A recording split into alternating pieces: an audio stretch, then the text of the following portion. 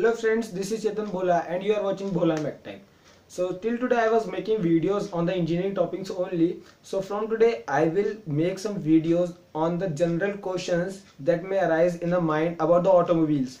So today what I am going to explain is why tires burst. So let's start with the video. अगर आप ये video Hindi में देखना चाहते हो तो आज शाम को मैं इस वीडियो को हिंदी में पब्लिश करूंगा, आप जरूर जब भी देख सकते हैं. So this is a tire that I have made a diagram of the tire, and these red dots are the molecules of the air that are filled inside this tube, and this is a side view of the tire, and these are again the molecules of the air. So let the volume inside the tire is P. Since pressure is directly proportional to temperature, so as the temperature increases, the pressure of the tire will also increase. Normally we fill the tires of a vehicle to about 32 psi pressure, or it may be about 32 to 35 psi pressure. If the pressure is more than the 35 psi, then this case is applicable. If the pressure is less than 30 psi, then this case is applicable. This type of the bursting takes place.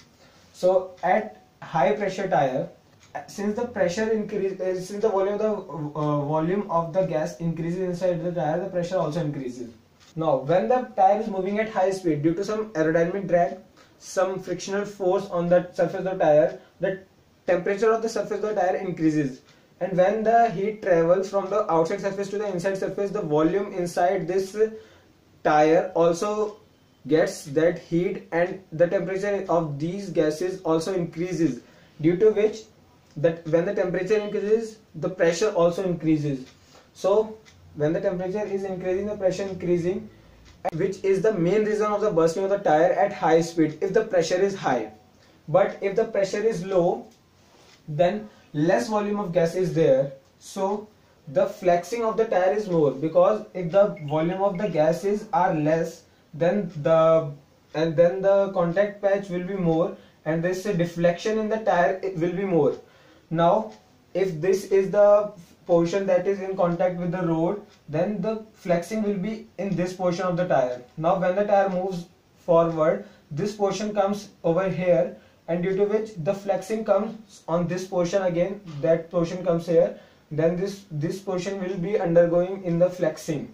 Now due to this flexing very rapidly, there is some deformation in the tire, and due to which the strength of the tire decreases. More will be the deformation or the flexing of the tire, lesser will be the strength of the tire. Now there are the chances of the cracks induced in these flexing surfaces.